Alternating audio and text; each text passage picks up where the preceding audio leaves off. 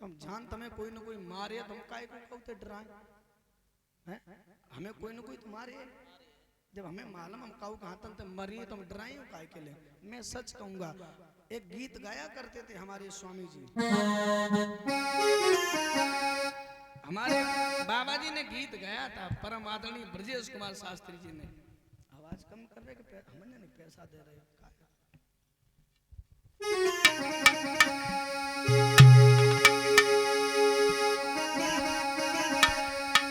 यादवों के बारे में बताया कि चरित्र और आचार तुम्हारा और था मशहूर जमाने में, मगर आज यादव का गौरव लग रहे आप मिटाने में।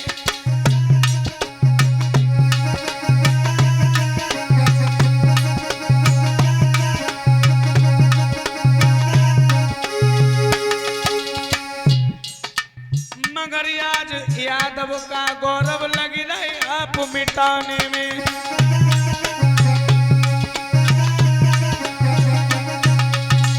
परीक्षक महाराज, यादवों जैसी किसी की जाति नहीं है। विद्वान ये कहते हैं महाराज, या तो यादव लड़ेंगे और या मरेंगे, और कोई काम ही नहीं है।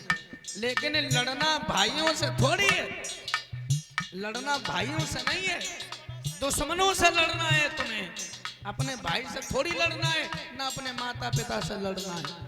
तुम्हारा काम लड़ना है और मरना है, लेकिन भाइयों से थोड़ी लड़ना है। आपको अन्याय के खिलाफ लड़ना है, अपने भाइयों से नहीं लड़ना है, अन्याय के खिलाफ लड़ना है, आपको अधर्मियों से लड़ना है।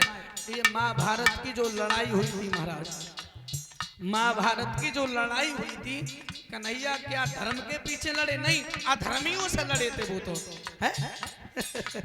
आपको अधर्मियों से लड़ना है, भाई से नहीं लड़ना है। एक चरित्र और आचार तुम्हारा और था मशहूर जमाने में, ए मगर आज यादव का गौरव लग रहा यार मिटाने में।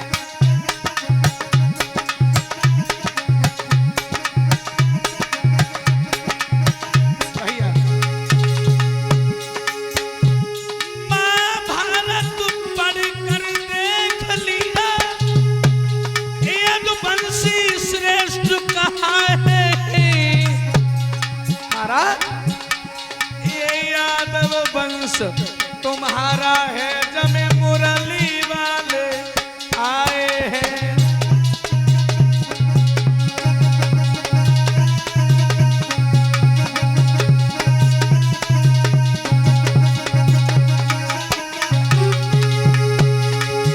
भैया एक कमी और है यादवों के अंदर महाराज।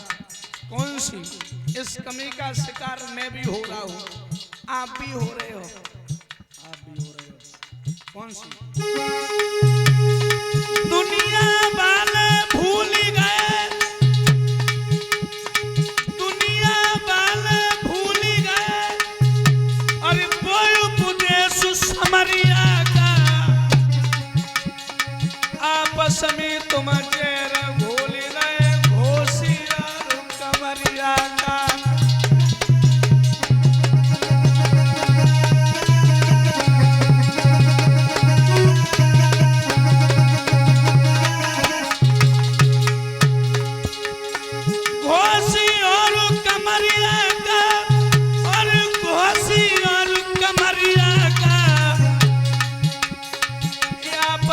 तुम चैन घोल रहे घोषिया कमरिया का।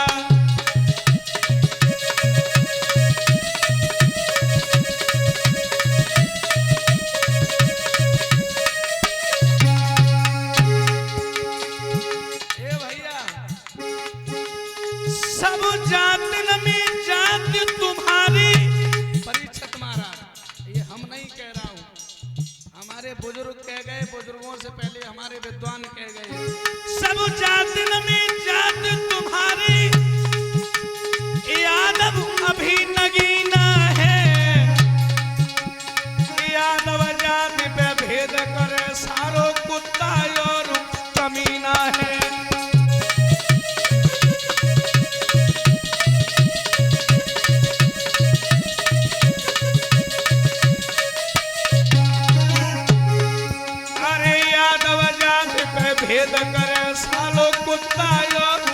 कमीना है। ए भैया तजो आपस की फूट भैया प्रेम बढ़ा ले तजो।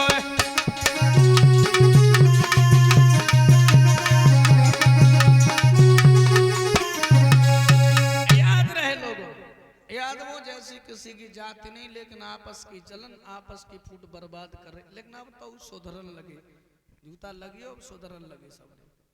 और का अगर यादव सब एक ना होते मारा तो का साइकिल की झंडी मेरी गाड़ी पे थोड़ी होती। मैनपुरी जीत गई का चिंता है। याद रहे लोगों, आपस की जलन परीक्षित महाराज आपस की फूट घर को, परिवार को, गांव को बर्बाद कर देती है। जब रावण अंतिम सांस ले रहा था, जी हमारे गुरुदेव जी ने भी आप लोगों को बताई है कि रावण जब अंतिम सांस ले रहा था तो भगवान राम ने लक्ष्मण को भेजा, बोले चले जाओ, रावण बहुत बड़ा विद्वान है, अगर जाते समय कोई उपदेश संदेश दे जाए तो जाकर के ले लीजिए। लक्ष्मण चले, सर की तरफ खड़े हो गए, रावण बोला नहीं। लौटिया, बोले भैया हमसे बोला ही नहीं। बोले कहाँ खड़े थे? बोले सर की तरफ। बोले नहीं, अगर किसी से परीक्षित महाराज कुछ लिया जाता है तो बड़ी नम्रता के साथ। हाँ, तो भगवान राम चले, पैरों की तरफ खड़े हो गए, बोले महाराज रावण। तो रावण ने तुरंत आंखें खोली, बोले प्रभु मैं आपसे उम्र में बड़ा हूं।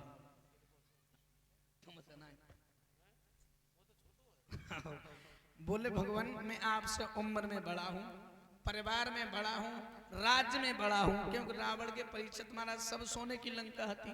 जवाब दिया प्रभु आपसे उम्र में बड़ा हूं, परिवार में बड़ा हूं, हर तरीके से आपसे बड़ा हूं, लेकिन जानते हो मैं आपसे हार क्यों गया?